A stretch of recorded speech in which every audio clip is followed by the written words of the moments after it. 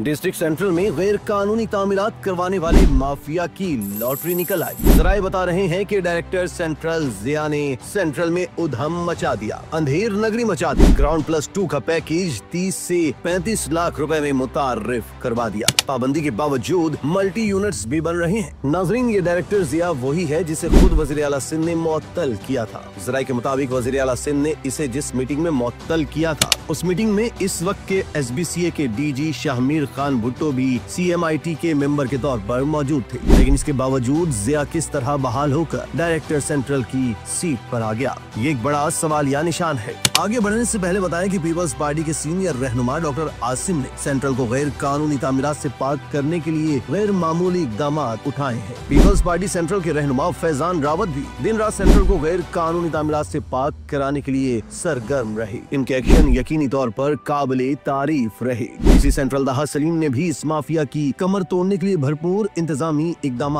किए। लेकिन सेंट्रल के मकीन आज एक मर्तबा फिर इन लोगों को इन एक्शन देखना चाहते हैं। दोस्तों, सेंट्रल में गैर कानूनी तामीरात का जिन फिर से बेकाबू हो गया। नोटों की मशीन चलने नहीं बल्कि दौड़ने लगी है। मामला है क्या, इस पर तफसील से बात करेंगे। लेकिन पहले आपको बताएं कि पीपल्स पार्टी के सीनियर रहनुमा डॉक्टर आसिम हुसैन, जो कि सेंट्रल ही के रिहायशी हैं, उन्होंने सेंट्रल में गैर कानूनी तामीरात के खात्मे के लिए भरपूर इकदाम किए। अपने सियासी कद काट को इस्तेमाल किया, राब्ते किए, इंतजामी मशीनरी को हरकत में लाए। DC सेंट्रल दाहा सलीम ने भी बिल्डर माफिया के खिलाफ डंडा उठाया। पीपल्स पार्टी सेंट्रल के रहनुमा फैजान रावत ने सेंट्रल को गैर कानूनी तामीरात से पाक करने के लिए भरपूर कार्रवाइयाँ की। माफिया को नकील डालने में वो भी पेश रहे। लेकिन फिर सूरत हाल यकायक तब्दील हो गई। जराए बता रहे हैं कि SBCA की काली भेड़ें, जिनकी कयादत डायरेक्टर सेंट्रल जिया कर रहा है, वो अलल ऐलान कहता फिर रहा है कि काम खींच के रखो, जितनी गैर कानूनी तामीरात हो सकती हैं कर लो, हम आजाद हैं, जो चाहेंगे करेंगे। दोस्तों, हो भी ऐसा ही रहा है। मौके का भरपूर फायदा उठाया जा रहा है। काम को ऐसा खींचा गया है कि अल्लाह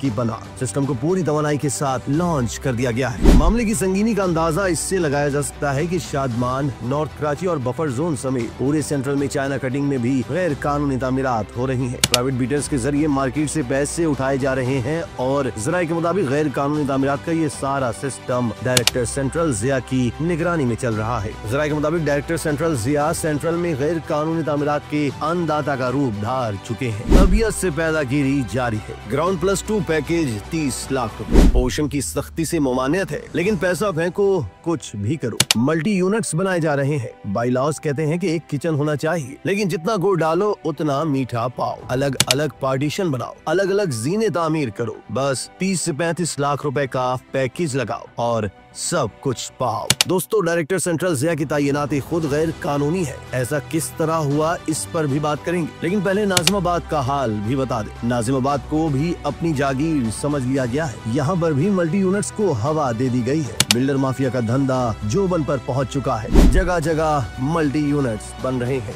दोस्तों, जिन प्लाटों पर गैर कानूनी तामीरात जारी है, उसमें plot number D5 block D banquet, plot number A187 block D, plot number A193 block I, plot number A218 block D, plot number A228 block I multi unit, plot number C167 block D, plot number A414 block D, plot number A357 block D, plot number A333 block I, plot number A91 block I, plot number B92 block D second floor शामिल है।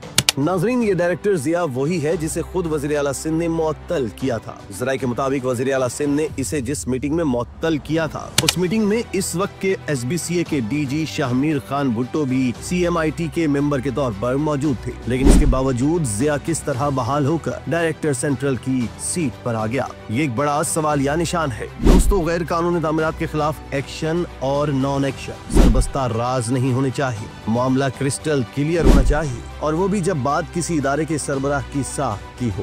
गैर कानूनी तामीरात के खिलाफ operation की कामयाबी का कोली इन्हिसार इसके बिला तफरीक और शफाफ होने पर है। सवाल ये भी है कि सेंट्रल में इन्हें अंधेर नगरी मचाने का लाइसेंस कौन दे रहा है? क्या डायरेक्टर सेंट्रल जिया इतने बड़े 30 मार खां हो गए हैं कि इनके सामने किसी की नहीं चल रही? क्या पूरा सेंट्रल इस करप्ट सिस्टम को गिरवी रख दिया गया है? सेंट्रल समेत पूरे कराची को गैर कानूनी तामीरात से पाक कराने के वादों और दावों का क्या होगा? क्या एक बार फिर सेंट्रल का हशर नशर कर दिया जाएगा? क्या सेंट्रल के मकीन अब खामोशी से बैठकर डॉक्टर आसिम का इंतजार करें कि वो आए और इस माफिया को नकील डाले? ये सवाल बहुत संगीन नौयत के हैं और इनके जवाबात बराह रास्त वजीर आला सिंध, वजीर बल्दियात सिंध सईद गनी और DGSBC शामिर भुट्टो को देने चाहिए, क्योंकि साख और एतबार एक दफा के लिए ही होता है। अगर मजरू हो जाए तो फिर इसकी बहाली में जमाने लग जाते हैं।